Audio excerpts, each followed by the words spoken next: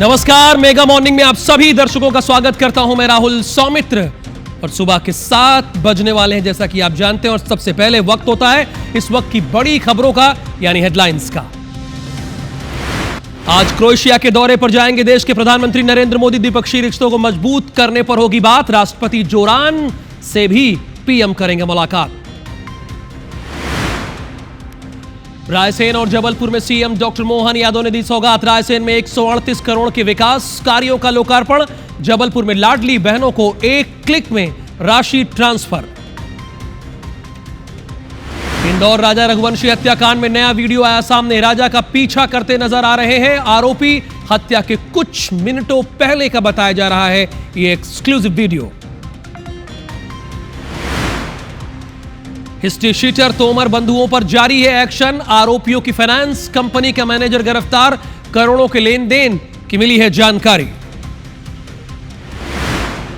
रायपुर के हर्ष pride society में आबकारी विभाग की दबिश। ऑटो डील एजेंट के घर से मिला अवैध शराब का जखीरा।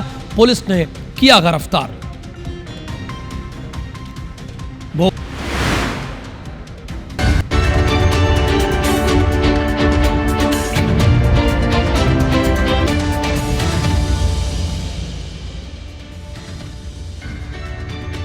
खबर की शुरुआत करते हैं अंतर्राष्ट्रीय जगत से। चूंकि अंतर्राष्ट्रीय जगत से जो खबर है वो भी आपको जाननी चाहिए। ईरान इजराइल में लगातार तनाव बढ़ रहा है। दोनों देशों के बीच तनाव बढ़ रहा है और इन दोनों देशों के तनाव की वजह से दूसरे देश भी प्रभावित हो रहे हैं। स्क्रीन आप देख लीजिए। ईरान ने इजराइल पर मिसाइल से अटैक किया है। मिसाइल से अटैक किया है ईरान ने। और उसके बाद वहां की स्थिति क्या है वो हम आपको लगातार दिखा रहे हैं। हाइफा पर ड्रोन और मिसाइल से अटैक किया गया है। ईरान ने तेल अवीव को भी निशाना बनाया है। ऐसा जवाब देंगे कि पछताना पड़ेगा। ये कौन कह रहा है? ऐसा जवाब देंगे कि पछताना पड़ेगा। ईरान के राष्ट्रपति कह रहे हैं। यानी ना तो झुकने वाला इजराइल है और ना ही झुकने वाला ईरान है। क्योंकि ईरान के राष्ट्रपति कह रहे हैं कि जवाब ऐसा देंगे कि पछताना पड़ेगा। और यही वजह है कि ये युद्ध तो दो देशों के बीच में हो रहा है, लेकिन इसकी चपेट में विश्व जगत भी आ सकता है। ईरान इजराइल में लगातार तनाव बढ़ता जा रहा है। ईरान ने इजराइल पर एक बार फिर से अटैक किया है। हाइफा पर ड्रोन और मिसाइल से अटैक किया गया। यानी हाइफा पर ड्रोन और मिसाइल से अटैक किया गया है। ईरान ने तेल अवीव को भी निशाना बनाया है। और उसके बाद निशाना बनाने के बाद ईरान के राष्ट्रपति का एक ही जवाब है कि ऐसा जवाब देंगे कि पछताना पड़ेगा। यानी ये बात अब स्वाभिमान की आ गई है दोनों देशों की और पीछे ना रहने की बात आ गई है। लेकिन आप हिस्ट्री उठा के देख लीजिए, कोई भी युद्ध हो अंतिम में संवाद करना ही पड़ता है। और जरा तस्वीरें हम चाहेंगे कि वो प्ले करें। ये तस्वीरें आ गई है। स्थिति क्या है आप देख सकते हैं। जब मिसाइल वहां पर दागी गई तो क्या स्थिति रही हाइफा की, वो तस्वीरें हम आपको दिखा रहे हैं अपनी स्क्रीन पर।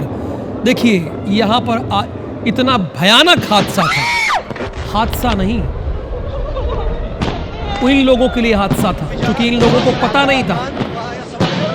इजराइल को पता नहीं था, लेकिन ईरान को तो पता था कि उसने अटैक किया है। और उसके बाद की स्थिति आप देख लीजिए, कितना भयानक यहां पर परिणाम देखने को लगातार मिल रहा है। यानी इजराइल और ईरान के बीच में फिलहाल अभी स्थिति नॉर्मल होने वाली तो नहीं है, जिस तरह से वहां तनाव है।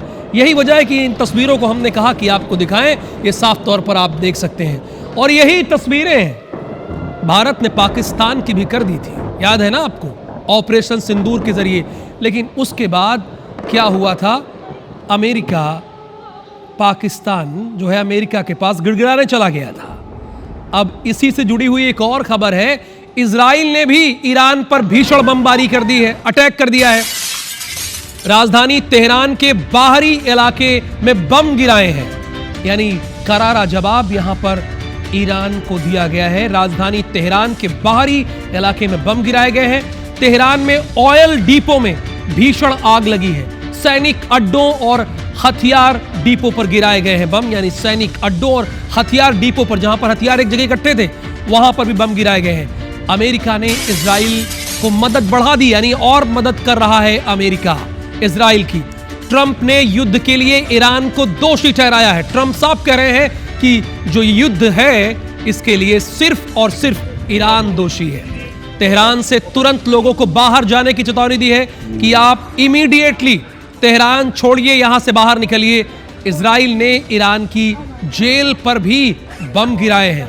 ईरान की जेल से कैदी भाग गए हैं, जो तमाम अपराधों में बंद रहे होंगे, मर्डर, बलात्कार, चोरी, डकैती, वो भाग गए हैं। देशद्रोह के आरोप में बंद कैदी भागे हैं। असल में यह है कि देशद्रोह, जो देशद्रोह था जिन पर, वो आरोपी भागे हैं। ईरान से भारतीय छात्रों को निकालने का अभियान लगातार जारी है और आज रात 100 से ज्यादा छात्र आर्मेनिया पहुंचेंगे। आर्मेनिया के रास्ते भारत आएंगे छात्र। इन दो देशों की वजह से आने वाले समय में हो सकता है कि पेट्रोल और डीजल की कीमतों पर भी असर पड़े। ये दो तस्वीरें हैं फिलहाल आपकी स्क्रीन पर जो आप देख रहे हैं, ये इजराइल का ईरान पर अटैक है। इजराइल का ईरान पर अटैक, और ये देखिए तेल अवीव, हाइफा पर ईरान का हमला है। यानी इजराइल वर्सेस ईरान की दो तस्वीरें देख रहे हैं। जब इजराइल ने ईरान पर अटैक किया, उसके बाद देखिए उन्होंने टारगेट किया कि कहां पर इनका हथियार डिपो है, उन्होंने टारगेट किया कहां पर इनका सैन्य डिपो है, और इधर ईरान ने सीधे सीधे रिहायशी लोगों को भी टारगेट किया है।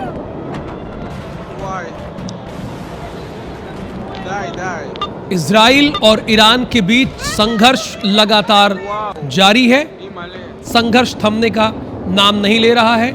यानी इजराइल और ईरान के बीच जो स्थिति है वो लगातार और भी भयावह होती जा रही है। इजराइल ने ईरान में जमकर बमबारी की है। इजराइल ने ईरान में जमकर बमबाजी की है। नेशनल चैनल की बिल्डिंग पर भी बम गिरा दिया। अब सोचिए, नेशनल टेलीविजन के चैनल की बिल्डिंग पर बम गिरा दिया गया है। यानी इजराइल और ईरान के बीच संघर्ष रुकने का नाम नहीं ले रहा है। इजराइल ने ईरान में जमकर बमबारी की है और नेशनल टेलीविजन चैनल की बिल्डिंग पर बम गिरा दिया है। बम गिरने के दौरान टीवी एंकर लाइव डिबेट कर रहा था।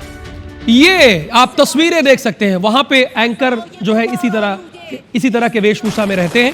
आप देखिए, अब यहां पर बिल्डिंग पे बम गिर जाता है। ये आप देख सकते हैं साथ। स्टूडियो की तस्वीरें हैं, स्टूडियो की तस्वीरें हैं। ये आप देख सकते हैं, यहां पर लाइव न्यूज पढ़ रही होती है एंकर। डिबेट शो है ये, और इसी दौरान ये हो जाता है।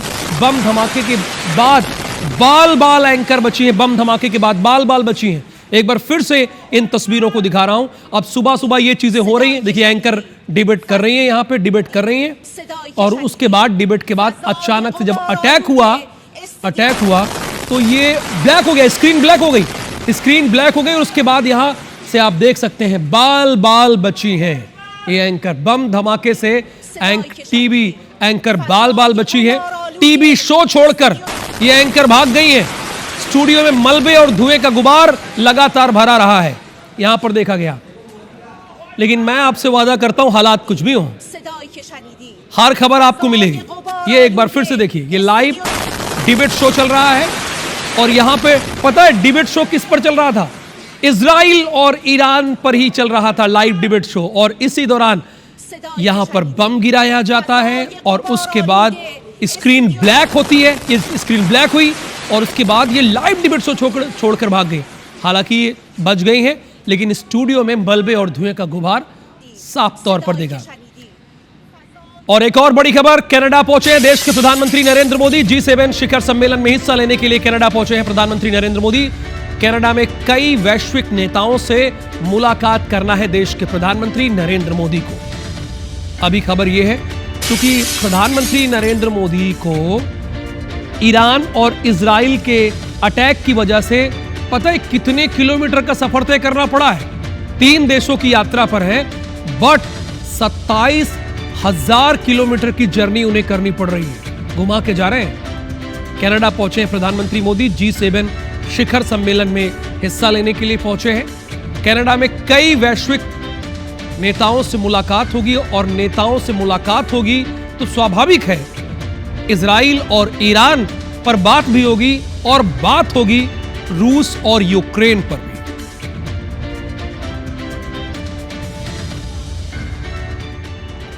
अमेरिका के राष्ट्रपति डोनाल्ड ट्रंप कनाडा के केनास्किस में आयोजित G7 समिट को बीच में छोड़कर वापस लौटेंगे। व्हाइट हाउस के अकॉर्डिंग मिडिल ईस्ट में तनाव के चलते ट्रंप एक दिन पहले लौट रहे हैं। उधर ट्रंप ने G7 मीटिंग के बाद सोशल मीडिया पर पोस्ट किया कि ईरान को उस समझौते पर हस्ताक्षर करना चाहिए था जिस पर हस्ताक्षर करने के लिए मैंने उनसे कहा था। मैंने यानी कौन? Donald Trump. यह कितनी शर्म की बात है कि जीवन की बर्बादी है। सीधे शब्दों में कहें तो ईरान के पास परमाणु हथियार नहीं हो सकता। सभी को तुरंत तेहरान खाली कर देना चाहिए।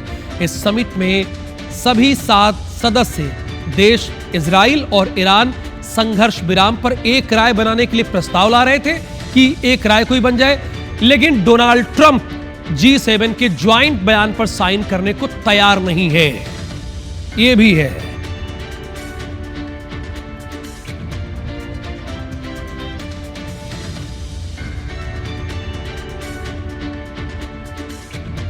और अंतर्राष्ट्रीय जगत की खबरों के बाद अब भारत की इस वक्त सबसे बड़ी विलेन कौन है?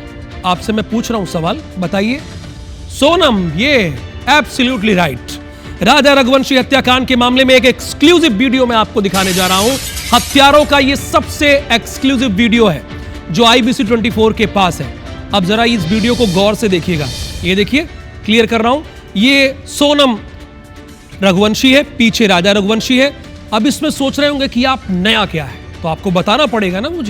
मुझे पता है कि आप भी स्मार्ट हैं, जानते हैं चीजों को। ये देखिए, ये आरोपी हैं जो जा रहे हैं। देखिए, आरोपी नंबर 1 गया, उसके बाद ये 2 आया। ये बड़े बाल वाला जो देख रहे हैं, ये आरोपी नंबर 2।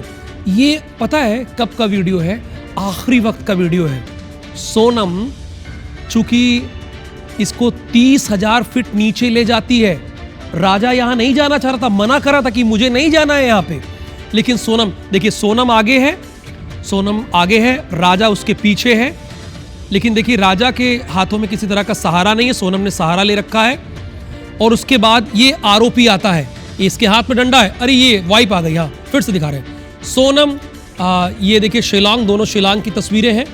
आप देखिए, ये हम आपको देखिए, ये तो सोनम जा रही है। ये 2 तस्वीरें में सोनम यहां से निकलती है और ये आरोपी पीछा कर रहे हैं। यानी राजा को मारने की प्लानिंग लगातार चल रही है, ये लोग कर रहे थे। और जब देख लेते हैं पूरी तरह से राजा नीचे आ जाता है तो ये लोग फिर उसके बाद आते हैं। और पता है सोनम ने क्या किया? जब अटैक किया गया राजा रघुवंशी पर, उसके बाद सोनम ने देखा कि जिंदा है नहीं, फिर चारों ने हाथ पकड़ा, दोनों पैर पकड़े और गहरी खाई में फेंक दिया। ये फिर से मैं वीडियो दिखा रहा हूं, आरोपी पीछा कर रहे हैं। अब बताइए, इस तरह की खबरें जब सामने आती है तो समाज में बहुत अलग समय से जाता है कि बताइए, आरोपी विशाल, आनंद, आकाश ये पीछा कर रहे थे। ये 23 मई दोपहर 2 बजे के पहले का वीडियो है। 23 मई जिस दिन राजा का मर्डर हुआ था, और आज सीन का रिक्रिएशन होगा, रिक्रिएट किया जाएगा कि किस वक्त हालात थे। चूंकि सोनम पुलिस इंटरोगेशन में इस बात को कबूल चुकी है, 8 दिन की रिमांड पर है, उसने ये कबूल कर लिया है कि ठीक है, हमने प्लान बनाया था, लेकिन हम मर्डर से पहले ये कोशिश कर रहे थे कि डेड बॉडी ना मिले। कितनी गहरी साजिश थी उसकी।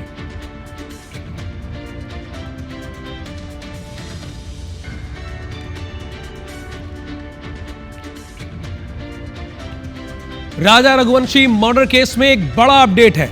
राजा की हत्या में इस्तेमाल हथियार बरामद हो गया है।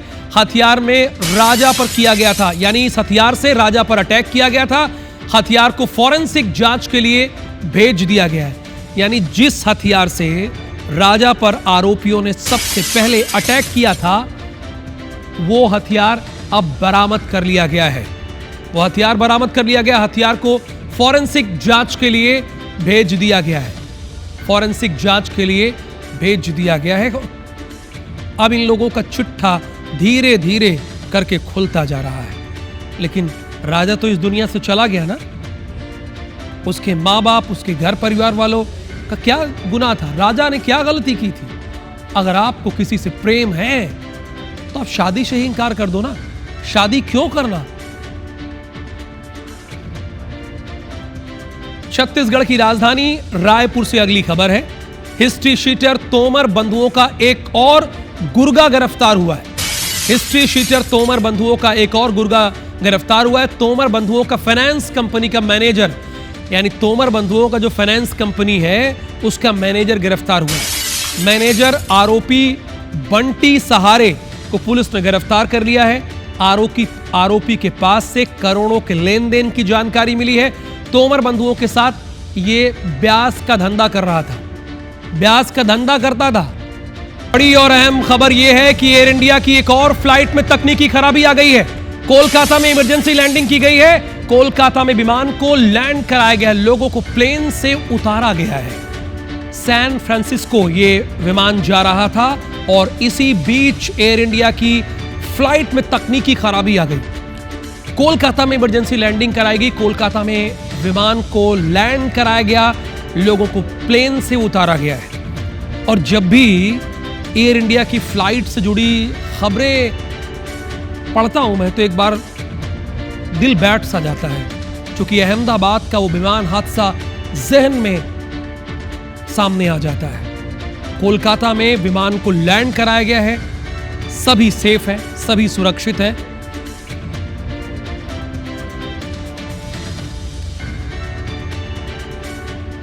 पंडित धीरेन्द्र कृष्ण शास्त्री इस समय विदेश यात्रा पर है। वो ऑस्ट्रेलिया में कथा के दौरान उनके महंगे चश्मे और जैकेट को लेकर सोशल मीडिया पर उन्हें लगातार ट्रोल किया जा रहा है। अब उन्होंने इस ट्रोलिंग का जवाब दिया है अपने तरीके से, जैसे उनका स्टाइल है वैसे ही जवाब दिया है। शास्त्री ने ट्रोल करने वालों को जवाब देते हुए कहा कि जिसे परेशानी है वो सुन लो कान खोल के, ये जैकेट हमारी नहीं है, शिष्यों ने दी है। और हां, अगर इतनी ही जलन है तो अभी तो मैंने गुची का चश्मा पहना है, प्राडा का पहन लूंगा, जैक्सन की जैकेट पहन लूंगा जिसकी कीमत 1,20,000 रुपए है। अब सारी बात मैं ही थोड़ी कहूंगा। अब पंडित धीरेन्द्र की शास्त्री कह रहे हैं कुछ, उनको सुनते हैं ना, सुनाइए, प्ले कीजिए। ऑस्ट्रेलिया में हमें बहुत ठंडी लगी तो हमने चेलों को बताया कि भाई कोई जैकेट वैकेट खरीदो, ठंडी लग रही। तो एक बच्ची दीक्षा लिए है, उसने बढ़िया महंगी सी जैकेट खरीद के दे दी। रही होगी 60-65 हजार की भारतीय अनुसार, कोई बड़ी कंपनी ब्रांड का नाम है जैकेट। हमें तो आज ही पता लगा है कि बड़ी महंगी जैकेट। जब यूट्यूबर ने हमारे खिलाफ वीडियो बनाया कि बाबा के जलवा देखो, 60,000 की जैकेट पहन, और आज उसने बना के डाला। और हमने अभी जब जहाज पे गए तो समुद्र में वो आंखों में तिलमिली आती, तो हमने चश्मा लगा लिया, पर चश्मा भी बड़ा महंगा था, गुच्ची का चश्मा था। भारत में इतनी पोस्टें वायरल हो रही हमारी, लोग चश्मा की फोटो, चश्मा के ब्रांड का नाम, बाबा के जलवे देखो, कुछ तो कह रहे नहीं नहीं नहीं नहीं, ऐस देखो ऐस, कुछ तो कह रहे मजे तो इन्हीं के हैं, ठटरी के बरे, नक्कटा, मूसर चंद, 10 रुपया का आदमी, नाचने वाला, गंदे चरित्र का आदमी 2 लाख की जैकेट पहन सकता, और महात्मा अगर 60,000 की पहन ले तो तेरे पेट में दर्द होता है। और हां, ये भी सुनो, हम अपनी नहीं खरीद के पहने, चेलों की दी हुई है। और तुम्हें ज्यादा पेट में दर्द हो तो कल हम 1,20 की पहनेंगे भी। और बड़ी विचित्र बात, बड़े बड़े बलात्कारी, बड़े बड़े नचइये जो समाज को दारू पीने का उपदेश देते हैं, जो सिगरेट पी करके बच्चों को बर्बाद करते हैं और गंदी गंदी मूवी बनाकर तुम्हारे ही पैसों की टिकटों से ऐस आराम करते हैं, उन पर कमेंट करने में तो तेरी नानी मर जाती होगी। और अब दोबारा फोटो अपलोड की हमारी तो अगली बार पराडा का चश्मा मिलेगा। ये और सुन ले कान खोल के, अगली बार वीडियो तूने बनाया बेटा तो जैक्सन की जैकेट में लेगी तुझे। हाँ, और हम पढ़ के आए हैं, ये भी सुन ले, और ऑनलाइन देख के आए हैं कि महंगा ब्रांड कौन सा है। तो बागेश्वर धाम के पीठाधीश्वर का अपना ही अंदाज है और उन्होंने कहा कि आगे ट्रोल किया तो मैं गुची के बजाय प्राडा का चश्मा पहनूंगा और जैक्सन की जैकेट पहन लूंगा। वो रिसर्च करके आए थे बकायदा। बहरहाल मुझे तो आगे जाना है, आगे की खबरों से आपको अपडेट करना है। इंदौर में लव जिहाद मामले में पुलिस कांग्रेस पार्षद अनवर कादरी की तलाश की जा रही है, उसे ढूंढा जा रहा है। कांग्रेस पार्षद कादरी केस दर्ज होने के बाद भागा भागा फिर रहा है और कांग्रेस वाले उसे डिफेंड कर रहे हैं कई मौके पर। मैंने कल ही देखा कि यहां पर हम 1:30 बजे की डिबेट कर रहे थे तो उसमें कांग्रेस ही डिफेंड कर रहे थे। कांग्रेस पार्षद कादरी केस दर्ज होने के बाद से भागा हुआ है। मामले में अब सियासत तेज हो गई है। इंदौर के बीजेपी शहर अध्यक्ष सुमित मिश्रा ने अनवर कादरी को दिए गए हथियार के लाइसेंस पर भी सवाल खड़े किए कि भाई इसको लाइसेंस कैसे दे दिया गया। वहीं अनवर पर केस दर्ज होने के बाद पुलिस पुराने रिकॉर्ड खंगाल रही है। मामले में मंत्री कैलाश विजयवर्गीय का बयान सुनिए आप। क्या कांग्रेस के पार्षद अब लव जिहाद जैसी घटनाओं को आगे बढ़ाने के लिए उसकी फंडिंग करने का काम करेंगे? यदि आप में शर्म बची हो तो तत्काल अनवर कादरी जैसे गुंडे को कांग्रेस से बाहर निकालिए। इस पूरे प्रकरण की गहनता से जांच हो और अनवर कादरी जैसे गुंडों के किस तरह से कमलनाथ सरकार में रिवॉल्वर का लाइसेंस प्रदान किया गया उस फाइल की भी जांच होनी चाहिए। इसमें दुष्कर्म की विभिन्न धारा के तहत धार्मिक स्वतंत्रता नियम के तहत केस रजिस्टर किया कर इन्वेस्टिगेशन लिया गया था। दोनों आरोपियों को गिरफ्तार कर लिया गया था एवं इसमें जो सोशल मीडिया वीडियो वायरल हुआ था। खबर भोपाल से है। मुख्यमंत्री डॉक्टर मोहन यादव के आज के कार्यक्रम पर एक नजर डाल लेते हैं। 11 बजे मंत्रालय में कैबिनेट की बैठक है। महत्वपूर्ण प्रस्तावों को मंजूरी मिलेगी। राज्य नीति आयोग और अन्य 4 संस्थाओं के साथ एमओयू साइन होगा। दोपहर 2:30 बजे से 4:30 बजे तक मुलाकात के लिए सीएम हाउस में समय आरक्षित है। 4:30 बजे सीएम हाउस में अंतर्राष्ट्रीय योग दिवस पर प्रदेश स्तरीय सामूहिक योग कार्यक्रम के संबंध में बैठक है। 5:40 पर सावन में भवन में स्वदेश ज्योति के नवीन कार्यालय का लोकार्पण किया जाएगा। इसलिए आपको सीएम के कार्यक्रम का पता होना चाहिए क्योंकि वो मध्य प्रदेश के मुखिया हैं। उनका शेड्यूल क्या है वो आपको जानकारी होना ही चाहिए। तो मेगा मॉर्निंग में लगातार खबरें जारी रहेगी। फिलहाल इस बुलेटिन में इतना ही। आगे देखिए हमर बानी हमर गोठ।